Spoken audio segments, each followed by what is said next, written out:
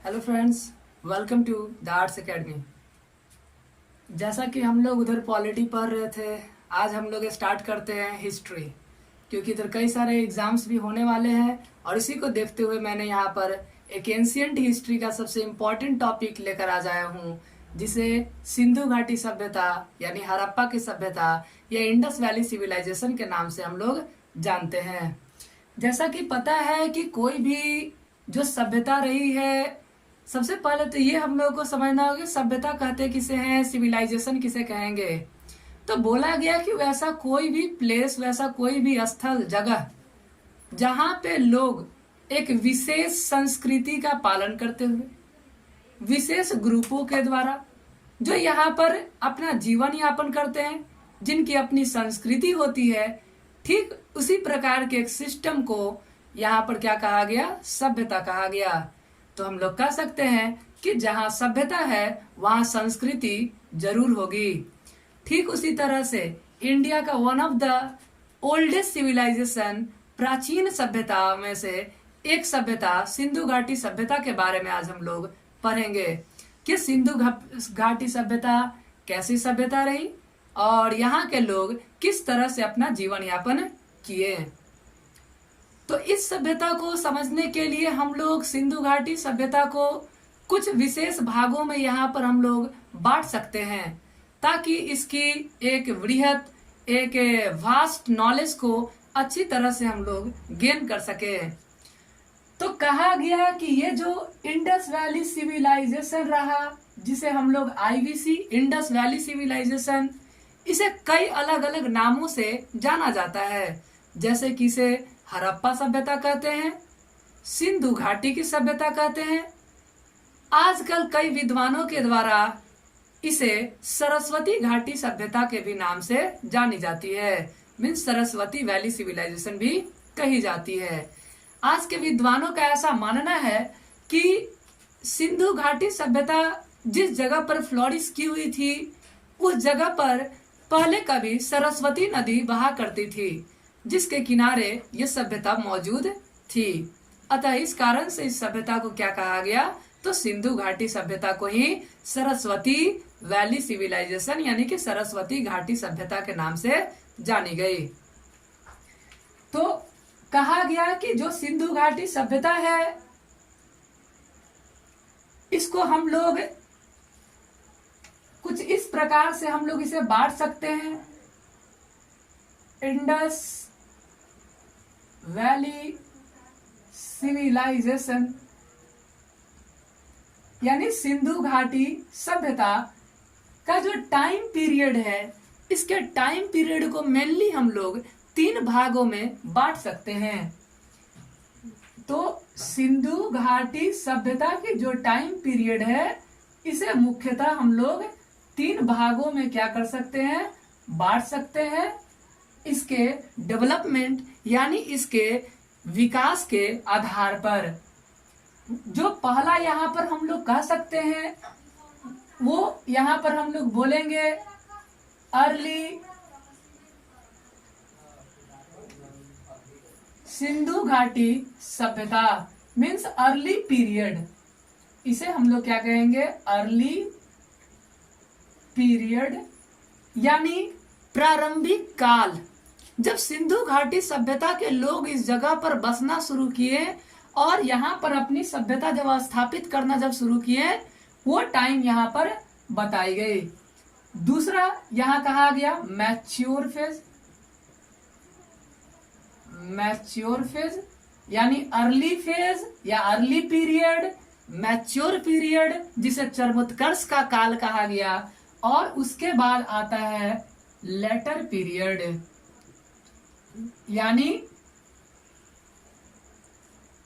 जो चरमोत्कर्ष के काल के जो बाद आया, यानी अंतिम स्टेज आया। इस स्टेज में आकर के सिंधु घाटी जो सभ्यता है वो क्या होते चली गई, समाप्त होते चली गई। ठीक उसी तरह से हम लोग यहाँ पर देखेंगे कि जो सभ्यता है वो किस तरह से यहाँ पर काम करेगी। इसके अलावे हम लोग कह सकते हैं कि ये जो सिंधु घाटी सभ्यता है, इस सभ्यता के समकालीन और भी कई सारे सभ्यताएं यहाँ पर ऑलरेडी चल रहे थे। कई सारे सिविलाइजेशंस यहाँ पे ऑलरेडी पहले से चल रहे थे। जैसे कि हम लोग कह सकते हैं कि जो समकालीन जो रहा सभ्यताएं वो कौन कौन सी रही, तो हम लोग कह सकते हैं कि मेसोपोटामियन सिविलाइजेशन, यानी मेसोपोटामिया की सभ्यता।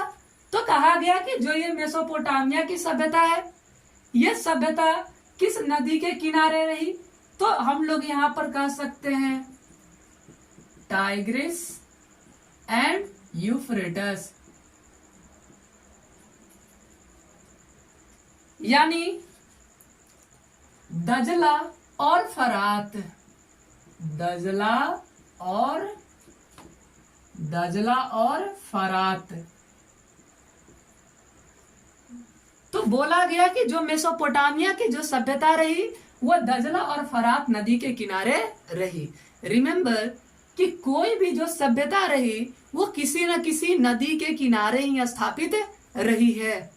इसके पीछे का कारण ये रहा क्योंकि जिस तरह से वायुमंडल में मौजूद ऑक्सीजन हमारे जीवन के लिए जरूरी है, ठीक उसी तरह से धरती पे मौजूद जो ये जल है, ये जल हमारे जीवन के छोटे से छोटे कार्य को संपन्न कराने के लिए बहुत ही इम्पोर्टेंट एक पार्ट के रूप में मौजूद है।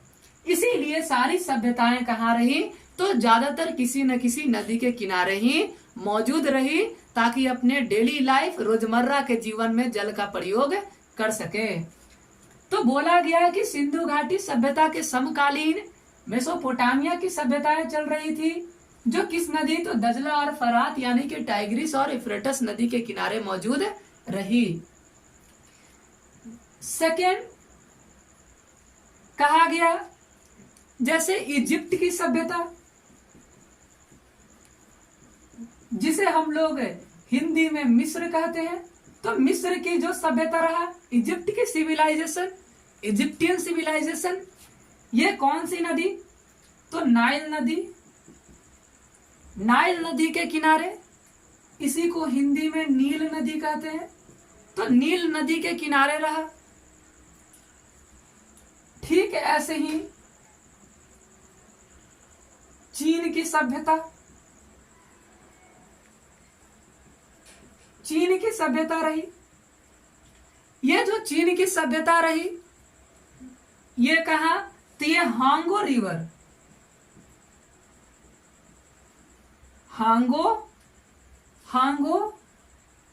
हांगो नदी के किनारे रहा, यानी इसी हांगो नदी को ही हम लोग येलो रिवर यानी पीली नदी के नाम से जानते हैं। तो कहा गया कि ये कुछ ऐसे प्रमुख सभ्यताएं रही जो सिंधु घाटी सभ्यता के समकालीन यानी कंटेम्पररी ऑलरेडी चल रहे थे। तो कौन सा, मेसोपोटामिया, जिसका एक बहुत ही इंपॉर्टेंट रोल रहेगा सिंधु घाटी की सभ्यता में, क्योंकि कई सारे जो ट्रेड होगा, कई सारे जो व्यापार होगा वो यहाँ पर देखने को मिलेगा।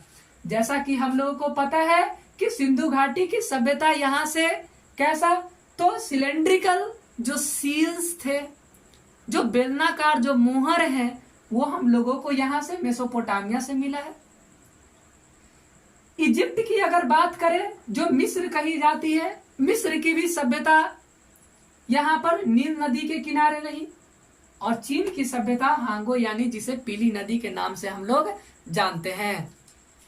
ठीक उसी प्रकार से जो आईवीसी यानी जो इंडस वैली सिविलाइजेशन रहा, ये इंडस वैली सिविलाइजेशन यानी सिंधु घाटी सभ्यता, ये कौन सी, तो इंडस नदी, इंडस रिवर के किनारे रहा, सिंधु नदी के किनारे मौजूद रही। अतः इस कारण से हम लोग इसे सिंधु घाटी सभ्यता के नाम से जानते हैं। सिंधु घाटी सभ्यता के जो लोग थे वो ब्रॉन्ज यानी कांसे का प्रयोग बहुत ज्यादा करते थे, जिस कारण से इस सभ्यता को ब्रॉन्ज एज पीरियड भी कहा गया, कांस्य युगीन सभ्यता के भी नाम से जानी गई। क्योंकि यहाँ पर कांसे का प्रयोग, ब्रॉन्ज का प्रयोग सबसे ज्यादा ये लोग किया करते थे। तो जैसा कि हम लोगों को यहाँ पर पता चला कि किस तरह से जो सिंधु घाटी सभ्यता है वो यहाँ पर अपना किस तरह से कार्य को यहाँ पर करती है, किस तरह से यहाँ पर सभ्यताएं स्थापित करते हैं और कौन कौन से यहाँ पर घटनाएं देखने को मिलेंगी। कहा गया कि ये जो पीरियड रहा, जैसे कि जो अर्ली पीरियड रहा, जो पूर्व सिंधु घाटी सभ्यता, पूर्व हड़प्पा का जो टाइम रहा, जो समय रहा, जिस समय लोग शुरू होना स्टार्ट किए थे, तो हम लोग कह सकते हैं कि ये जो टाइम है वो 3500 से 2600 बीसी तक रहा। ठीक है, कितना? 3500 से 2600 बीसी तक ये जो सभ्यता रही वो यहाँ पर देखने को मिलती है। ठीक उसी तरह से जो मैच्योर पीरियड रहा, जो चरमोत्कर्ष का रहा, जिस समय सिंधु घाटी सभ्यता पूरी तरह से फ्लोरिश करी, पूरी तरह से विकसित हुई, वो समय रहा 2600 से लेकर के 1900, 2600 से लेकर 1900 बीसी। और जो लेटर पीरियड रहा, जिसमें बोला गया कि जो सिंधु घाटी सभ्यता है वो धीरे धीरे क्या हो गई, तो डिक्लाइन होते चली गई, धीरे धीरे ये समाप्त होते चली गई। इसी पीरियड में यहाँ पर लोथल जैसे जो साइट है जो गुजरात में मौजूद है, इसकी यहाँ पर स्थापना की जाएगी। तो ये जो होगा वो कब, तो 1900 से 1400 बीसी तक यहाँ पर देखने को मिलेगा। यानी कि जो सिंधु घाटी सभ्यता का जो टाइम पीरियड रहा वो 3500 बीसी से 1400 बीसी तक देखने को मिला। अब कहीं कहीं अगर बीसीई अगर रहे तो बीसीई का मतलब क्या है, बिफोर कॉमन इरा। आज हम लोग जो बिफोर क्राइस्ट है उसी को हम लोग बिफोर कॉमन इरा के भी नाम से जानते हैं।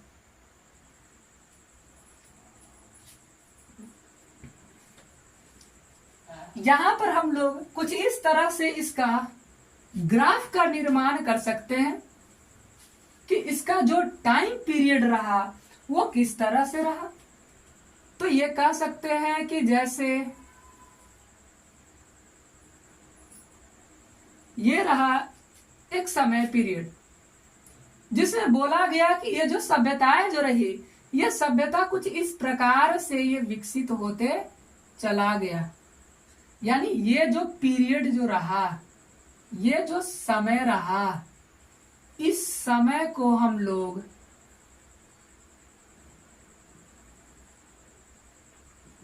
ये जो समय रहा इसे हम लोग अर्ली यानी पहले का बोला गया।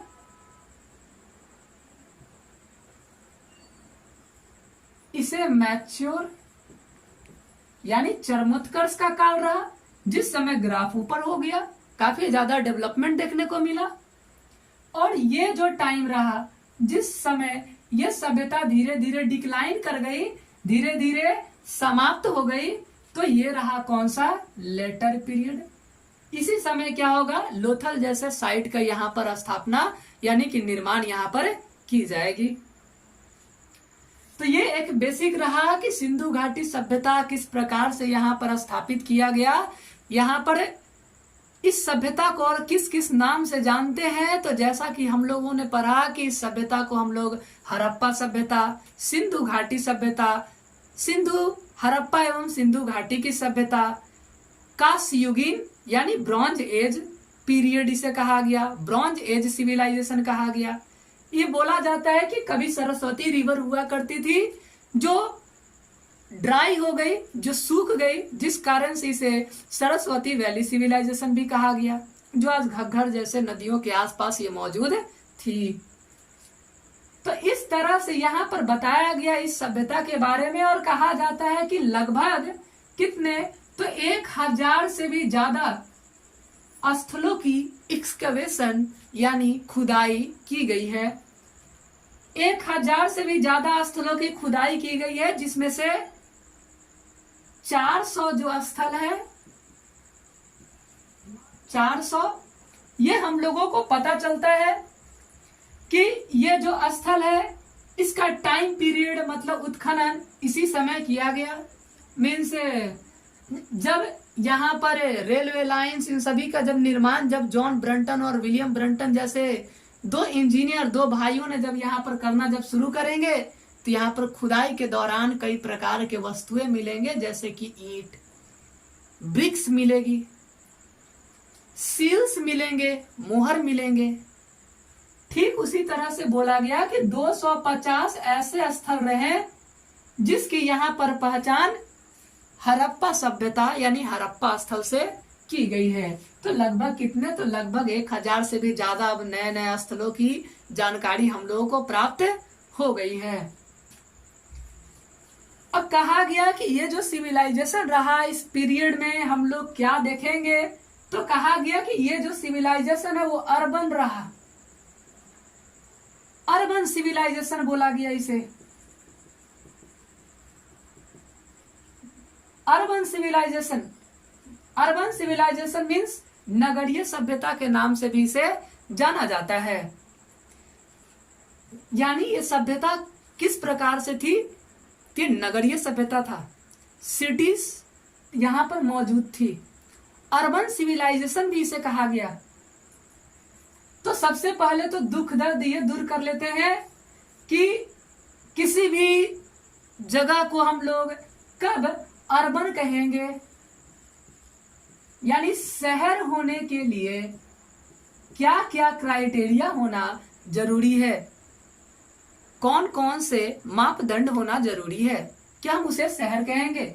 ये नहीं कि सड़कों का निर्माण हो गया, हॉस्पिटल्स बन गए, रोड्स नए बन गए तो वो शहर हो गया, ऐसे तो गांव में भी है। अर्बन यानी कि शहर कहलाने के लिए बोला जाता है कि यहां पर 75%, 25% से ज्यादा जो लोग होंगे वो नॉन एग्रीकल्चर,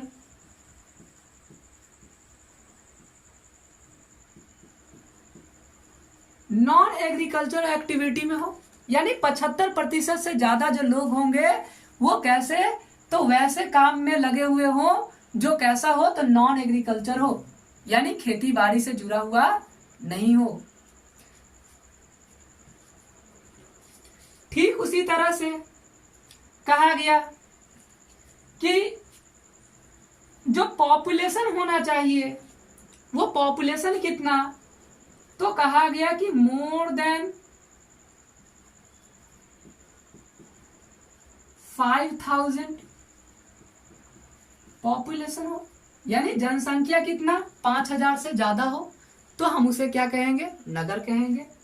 75% से ज्यादा या 75% जो लोग हैं वो नॉन एग्रीकल्चरल एक्टिविटी कर रहे हो, यानी कृषि से जुड़े हुए नहीं हो। और दूसरा कहता है कि जो डेंसिटी होना चाहिए, जो घनत्व होना चाहिए वो कितना होना चाहिए, तो बोला गया कि 400% पर स्क्वायर किलोमीटर, यानी 400 लोग प्रत्येक किलोमीटर के दायरा में अगर होंगे तो उसे हम लोग क्या कहेंगे, तो इसे हम लोग नगर कहेंगे। तो नगर होने के मुख्यतः कितने, 3 क्राइटेरियाज हैं। पहला हम लोग कह सकते हैं कि 75% से ज्यादा लोग नॉन एग्रीकल्चर यानी गैर कृषि कार्य में मीन्स काम कर रहे हो, और जनसंख्या कितना, तो 5000 से ज्यादा होना चाहिए। दूसरा डेंसिटी यानी घनत्व कितनी होनी चाहिए, तो कहा गया कि 400% पर स्क्वायर किलोमीटर, यानी प्रत्येक स्क्वायर किलोमीटर पर, प्रत्येक वर्ग किलोमीटर पर कितना, तो 400 जो लोग हैं वो मौजूद होने चाहिए, तो उसे हम लोग क्या कहेंगे, शहर कहेंगे। तो हम लोग यहां समझ सकते हैं कि सिंधु घाटी सभ्यता जब एक अर्बन सभ्यता थी, इसका मतलब कि 75% से ज्यादा लोग नॉन एग्रीकल्चर एक्टिविटी कर रहे होंगे। वहां पर जनसंख्या 5000 से ज्यादा होगी। जो डेंसिटी यानी कि जो घनत्व है वो 400 पर्सन पर स्क्वायर किलोमीटर मौजूद हो। तो बोला गया कि इसे क्या कहा गया, नगरीय सभ्यता। और भी कई कारण है जिस कारण से उसे सिंधु घाटी सभ्यता को नगरीय यानी कि अर्बन सिविलाइजेशन के नाम से जाना जाता है। अब कहा गया यहाँ पर कि ये जो सभ्यता जो रही, इस सभ्यता का उत्खनन का जो कार्य है, जो एक्सकेवेशन का जो कार्य है, वो प्रारंभ होगा। तो अगर कहा जाए कि सिंधु घाटी सभ्यता की जानकारी हम लोगों को किस रूप में मिलती है, तो बोला गया कि एक्सकेवेशन करके यानी खुदाई करके हम लोगों को इस सभ्यता की जानकारी मिलती है। अब कहा गया कि ये जो सिंधु घाटी जो सभ्यता है वो कौन से टाइम पीरियड के अंतर्गत आएगी। तो जैसा कि हम लोगों ने पढ़ा है कि जो हिस्ट्री है, हिस्ट्री के टाइम पीरियड को किस में, तो मुख्यतः 3 पार्ट में इसको बांटा गया, pre history, proto history and history. तो बोला गया कि जो सिंधु घाटी सभ्यता है, यह सिंधु घाटी सभ्यता कौन सी, तो प्रोटो हिस्ट्री के अंतर्गत आती है। बोला गया कि प्रोटो हिस्ट्री क्या है, तो कहा गया कि वैसा इतिहास का समय, इतिहास का वह दौर, हिस्ट्री का वह टाइम पीरियड जिस समय लिखे हुए स्क्रिप्ट यानी लिपि मौजूद रही, लिखे हुए लिपि स्क्रिप्ट रिटन एविडेंस है, लेकिन अभी तक उसे हम लोग डिकोड नहीं कर पाए हैं, पढ़ नहीं कर पाए हैं। तो बोला गया कि इस तरह के इतिहास को हम लोग किसमें, तो प्रोटो हिस्ट्री में रखते हैं। और प्री हिस्ट्री बोला गया कि वहां पर ना तो कोई रिटन एविडेंस है, तो उसे हम लोग प्री हिस्ट्री में, अगर रिटन एविडेंस नहीं है तो उसे प्री हिस्ट्री, रिटन एविडेंस है लेकिन we are unable to read, we are unable to decode, हम लोग उसे पढ़ने में असमर्थ हैं, तो उसे प्रोटो हिस्ट्री। और इतिहास का वह समय, हिस्ट्री का वह टाइम पीरियड जब रिटन एविडेंस भी है और उसे हम लोग पढ़ भी पा रहे हैं, तो उसे हम लोग हिस्ट्री के हिस्टोरिक पीरियड में उसे रखते हैं। तो आई होप यहां तक क्लियर हो गया होगा। अब इसके बाद हम लोग देखेंगे कि किस तरह से यहाँ पर एक्सकेवेशन का जो कार्य है वो शुरू किया गया, जो खुदाई का जो समय, जो मीन्स प्रक्रिया जो है वो यहाँ पर किस तरह से प्रारंभ की जाती है।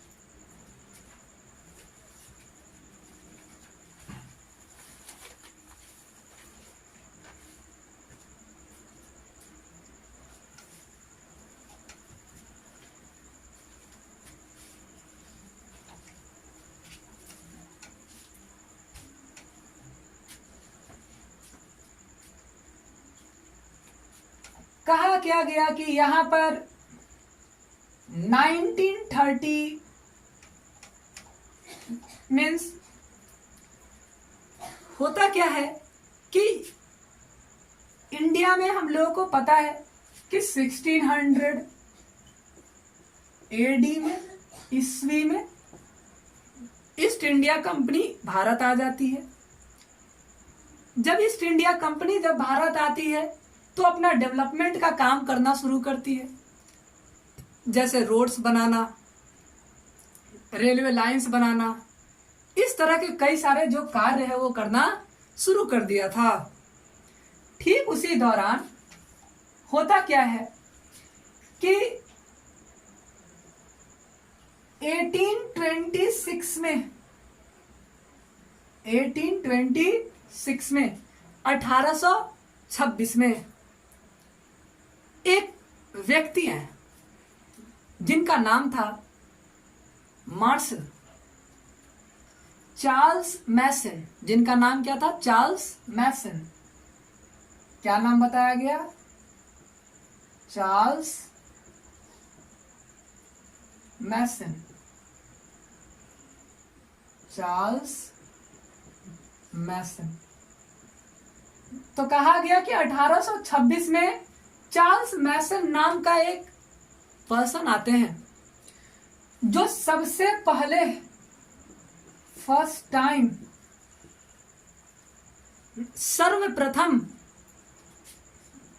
हड़प्पा के जो प्लेस है उसके बारे में बताएंगे। तो अगर कहा जाए कि हड़प्पा के टीले का उल्लेख सर्वप्रथम किसने किया, तो चार्ल्स मैसन ने किया। कब किया? 1826 में। तो 1826 में चार्ल्स मैसन आते हैं और सबसे पहले हड़प्पा के बारे में बताते हैं और कहते हैं कि यहाँ पर कुछ न कुछ सिविलाइजेशन जरूर यहाँ पर मौजूद है। लेकिन उस समय इनकी इस बातों को ध्यान नहीं दिया जाता है। इतना ध्यान पूर्वक इनके बातों का या आसपास मौजूद मिले ईंटों का कुछ उतना ध्यान नहीं रखा जाता है। ठीक इसी तरह से ये लोग अपना डेवलपमेंट का कार्य करना शुरू कर ही रहे थे। जैसे रेलवे लाइन जब बिछा रहे थे, कब? 1856 में। 1856 में कराची से लाहौर तक, कराची से लाहौर तक, कराची से लाहौर तक रेलवे लाइंस यहाँ पर बिछाए जा रहे थे। तो रेलवे लाइंस बनाने के लिए दो ब्रदर इंजीनियर्स को बुलाया गया जो दोनों ही भाई थे, जिसका नाम William Brunton and John Brunton बताया गया, जिन्हें हम लोग क्या कहते हैं? विलियम ब्रंटन और जॉन ब्रंटन यहाँ पर बोला गया। तो टू ब्रंटन ब्रदर्स को यहाँ पर बुलाए गए। कब? 1856 में। जब ये दोनों ब्रंटन ब्रदर्स जब यहाँ पर रेलवे लाइंस बिछाने का जब कार्य कर रहे थे कराची से लाहौर तक, तो इस रास्ते में बगल से ही, पास से ही कई सारे ईंटें मिलना शुरू हुआ। ये लोग ईंटें निकालते जा रहे हैं, ईंट निकलते जा रही है, खत्म नहीं हो रहा है। ये लोग देखते हैं कि आखिर इतने ईंट आ कहां से रहे हैं, इतने ब्रिक्स कहां से आ रहे हैं। तो पता क्या चलता है, ये लोग ऐसा अनुमान, ऐसी पॉसिबिलिटी लगाते हैं कि लगता है कि यहाँ पर कोई ना कोई सिविलाइजेशन यानी कि कोई ना कोई सभ्यता यहाँ पर पहले से मौजूद थी जो अभी मौजूद नहीं है। यहाँ पर एक्सकेवेशन का कार्य होना शुरू हो जाएगा, उत्खनन करना ये लोग शुरू करेंगे, लेकिन उतना डीपली एक्सकेवेशन नहीं करेंगे। इस बात की जानकारी दी जाती है ब्रिटिश को कि कराची से लाहौर रेलवे लाइन बिछाते समय इस जगह से कई सारे ईंट्स, ब्रिक्स मिले हैं। अब जब ये जानकारी जब पता चलती है तो यहाँ पर 15 जनवरी जब ये बात जब पता चलती है तो यहाँ पर कनिंघम को बुलाया जाता है। कनिंघम आते हैं, पहले भी कनिंघम आए थे यहाँ पर। कब? तो कनिंघम जो है 15 जनवरी 1784 को जो कनिंघम होंगे वो इन्हीं सभी चीजों की स्टडी करने के लिए आर्कियोलॉजिकल डिपार्टमेंट की यानी पुरातत्व विभाग की स्थापना करेंगे। कहां पर? तो कोलकाता में। यानी विलियम जॉन जो होंगे 1784 में, विलियम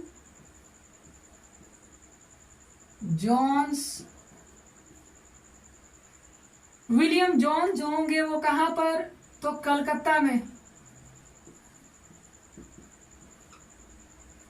तो विलियम जोन्स कोलकाता में क्या करेंगे? तो एशियाटिक सोसाइटी का स्थापना करेंगे। Asiatic society.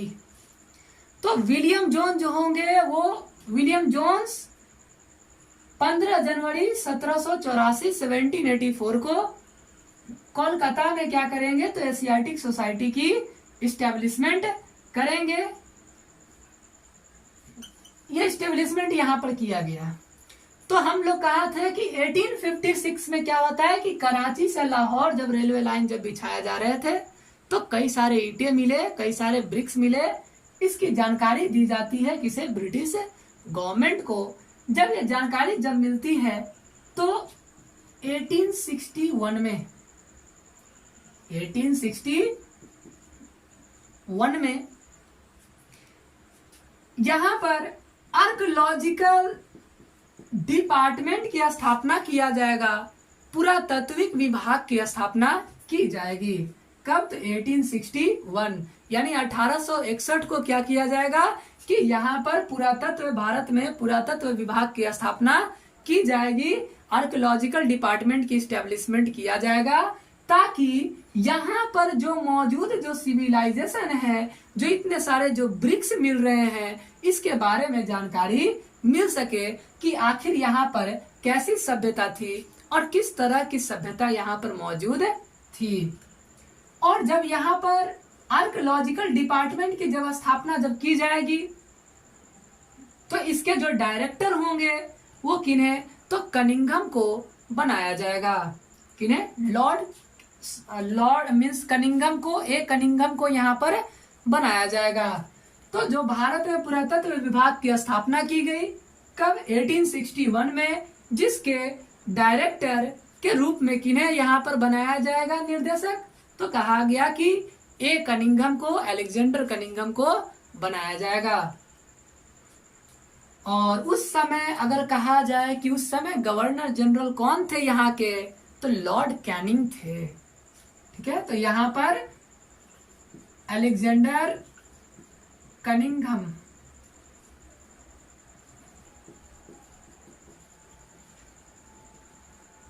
तो यहाँ पर अलेक्जेंडर कनिंघम को क्या किया गया, तो डायरेक्टर के रूप में बनाया गया। और यहाँ पर जो गवर्नर जनरल जो होंगे उस समय वो कौन होंगे, तो लॉर्ड कैनिंग होंगे। तो 1861 में क्या किया गया कि भारत में आर्कियोलॉजिकल डिपार्टमेंट यानी कि पुरातत्व विभाग की स्थापना की जाती है, जिसके डायरेक्टर कौन रहते हैं, तो कैनिंग अलेक्जेंडर कनिंघम को बनाया गया। और गवर्नर जनरल के रूप में कौन होंगे, तो लॉर्ड कैनिंग यहाँ पर रहेंगे। अब ये लोग यहाँ पर एक्सकेवेशन का कार्य शुरू करते हैं। तो जो एक्सकेवेशन जो किया गया वो किस तरह से किया जाता है, तो सबसे पहले वर्टिकल यानी ऊर्ध्वाधर गड्ढा खोदी जाती है, और फिर उसके बाद यहाँ से इस तरह से हम लोग क्षैतिज रूप में, हॉरिजॉन्टल रूप में इसको एक्सकेवेशन करके और यहाँ पर मौजूद जो सिविलाइजेशन है इसके बारे में जानकारी प्राप्त करना शुरू करते हैं। अब कहा गया कि जब ये सारी जब प्रक्रियाएं जब हो रही थी, उसी दौरान यहाँ पर इंडिया के ही 2 पर्सन होंगे। एक 1921 में आएंगे कौन, दयाराम साहनी। दयाराम साहनी। तो 1921 में दयाराम साहनी आएंगे, जो यहाँ पर हड़प्पा की खोज करेंगे। हड़प्पा का खोज कौन किए, तो 1921 में दयाराम साहनी। और ये जो हड़प्पा है वो कौन से रिवर के किनारे है, तो रिवर रावी। यानी रावी नदी के किनारे मौजूद है। कहां पर है? तो ये जो सभ्यता है वो भी कहां मौजूद है? पाकिस्तान में मौजूद है ये सभ्यता। पाकिस्तान के कहां? तो हम लोग कह सकते हैं कि पाकिस्तान के जो मांटगोमरी जो डिस्ट्रिक्ट है, वही मांटगोमरी जिला में ये जो सभ्यता है वो मौजूद है।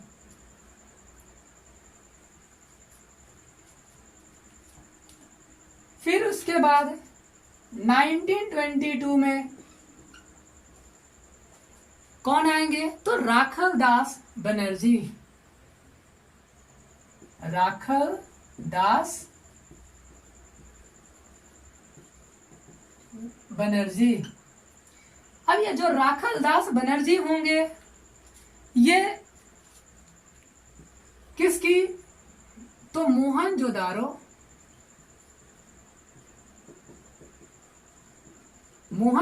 की खोज करेंगे। और ये जो मोहनजोदारो होगा वो कौन सा? तो इंडस रिवर यानी सिंधु नदी के किनारे मौजूद रहेगी। यह सभ्यता भी कहाँ रहेगी? तो बोला गया कि यह सभ्यता भी पाकिस्तान में ही मौजूद है। ये साइट पाकिस्तान के कहा? तो लरकाना डिस्ट्रिक्ट में। बोला गया कि ये दोनों सभ्यताएं जो है, दोनों ही साइट्स रहे, दोनों ही स्थल रहे, जो अलग अलग टाइम पीरियड में यहाँ पर खोजा गया। 1921 में दयाराम साहनी और 1922 में राखल दास बनर्जी इसके बारे में खोजते हैं। और उसके बाद हम लोगों को पता चलता है कि ये जो सिविलाइजेशन है वो कैसा? तो त्रिभुजाकार यानी कि ट्रायंगुलर सिविलाइजेशन भी इसे कहा गया। ट्रायंगुलर सिविलाइजेशन इसे हम लोग इसलिए कहते हैं क्योंकि जब सारे साइट्स को जब मिलाया जाता है तो लगभग ये ट्रायंगुलर शेप बना देता है, त्रिभुजाकार बनाता है। इसलिए हम लोग इसे ट्रायंगुलर सिविलाइजेशन यानी कि ट्रायंगुलर शेप्ड में रहा इसका क्षेत्र, यानी त्रिभुजाकार रहा। वो किस तरह से? तो कहा कि ये जो सिविलाइजेशन है, जैसे नॉर्थ साउथ, यानी इसका विस्तार देखने को मिलेगा कि कितना विस्तार किधर से किधर रहा, इसका एक्सपेंशन कितना रहा।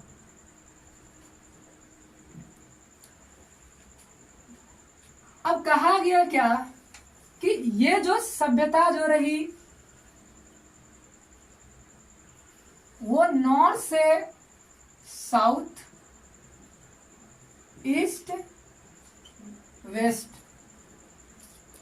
तो कहा गया कि ये नॉर्थ से साउथ कितना? तो 1100 किलोमीटर। नॉर्थ से साउथ 1100 किलोमीटर और ईस्ट से वेस्ट कह सकते हैं हम लोग कि ये 1600 किलोमीटर तक फैला रहा। यानी कुछ इस तरह से भारत के इस स्थल में हम लोग देख सकते हैं, भारत के इस मैप में, कि ये सभ्यता किस तरह से यहाँ पर मौजूद रही।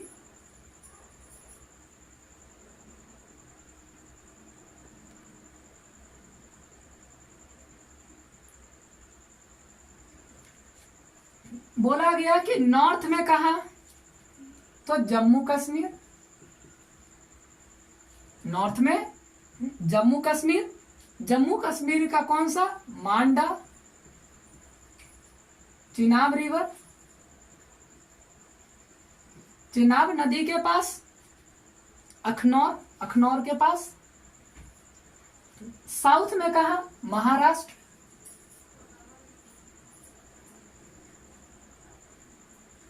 साउथ में महाराष्ट्र।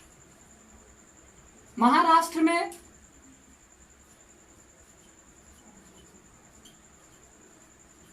प्रवारा रिवर। ये जो प्रवारा रिवर है ट्रिब्यूटरी है किसका? तो गोदावरी की।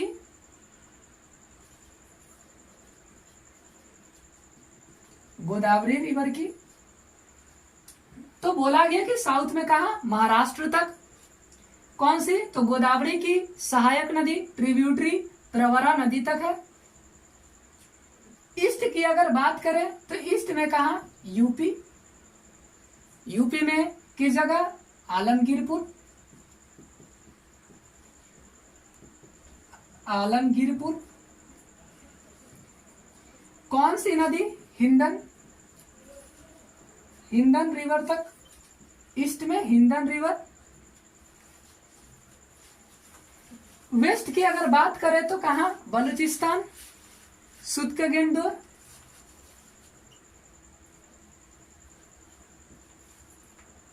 बलूचिस्तान, दास्त रिवर।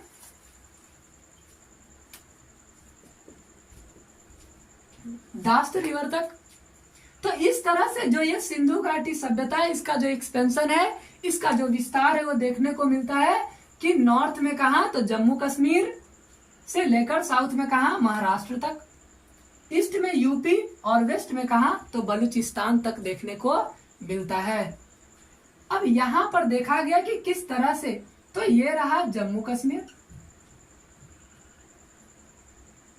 यहां पर रहा महाराष्ट्र, ये रहा यूपी और ये है बलूचिस्तान। तो इन स्थलों को मिलाया गया और मिलाने पर यह पता चला कि ये जो स्थल है वो कैसा? तो लगभग त्रिभुजाकार। लगभग किस तरह से? तो इस तरह से लगभग त्रिभुजाकार बनाया, यानी ट्रायंगुलर बनाया। तो यहां पर यूपी, महाराष्ट्र, जम्मू कश्मीर और यहां पर बलूचिस्तान। तो बोला गया क्या कि ये जो क्षेत्र रहा, ये जो रीजन रहा, इसी रीजन को हम लोग कहते हैं सैंधव क्षेत्र, सैंधव रीजन। इसी क्षेत्र को बोला गया सैंधव रीजन, यानी सिंधु नदी वाला क्षेत्र, सिंधु नदी के आसपास का क्षेत्र। और ये टोटल जो फैला हुआ रहा, ये जो सभ्यता है, ये जो सिविलाइजेशन है, इसका टोटल विस्तार अगर देखने को अगर कहा जाए तो इसका टोटल एरिया की अगर बात किया जाए तो 12,99,600 स्क्वायर किलोमीटर, यानी 600 किलोमीटर स्क्वायर में ये फैली हुई ये सभ्यता रहा। यानी एक विशाल सभ्यता, एक वास्ट सिविलाइजेशन देखने को मिला, जिसके हम लोग कह सकते हैं कि मेसोपोटामिया की जो सभ्यता रही, मेसोपोटामिया की जो सभ्यता थी, उस मेसोपोटामिया की सभ्यता से और इजिप्ट की, यानी इजिप्ट की सभ्यता की अगर बात करें तो इजिप्ट की सभ्यता से 12 गुना, 20 गुना, इजिप्ट की सभ्यता से कितना? तो 20 गुना बड़ा रहा। और मेसोपोटामिया और इजिप्ट, मेसोपोटामिया और इजिप्ट से कितना? तो 12 गुना अधिक बड़ा ये बताया जाता है। तो कहा गया कि ये जो सभ्यता रही वो इजिप्ट से 20 गुना बड़ा सभ्यता था और मेसोपोटामिया और इजिप्ट से कितना? 12 गुना सभ्यता ये बड़ी रही। तो यहाँ तक हम लोगों को ये ध्यान में रखना है कि ये सभ्यता कैसी रही। तो ब्रॉन्ज एज, कांस्य युगीन बताया गया। क्यों? क्योंकि कांस्य का यानी ब्रॉन्ज का यूज ज्यादा होता था। इसे हम लोग हड़प्पा घाटी, इंडस वैली, सिंधु घाटी सभ्यता, सरस्वती वैली, सरस्वती घाटी सभ्यता, नगरीय सभ्यता, ऐसी ना जाने कितने ही नामों से इसे जानते हैं। और कहा गया कि हड़प्पा की जो खोज है वो कौन? तो 1921 में दयाराम साहनी करेंगे और मोहनजोदाड़ो की जो खोज है वो 1922 में कौन? तो राखल दास बनर्जी के द्वारा किया जाएगा।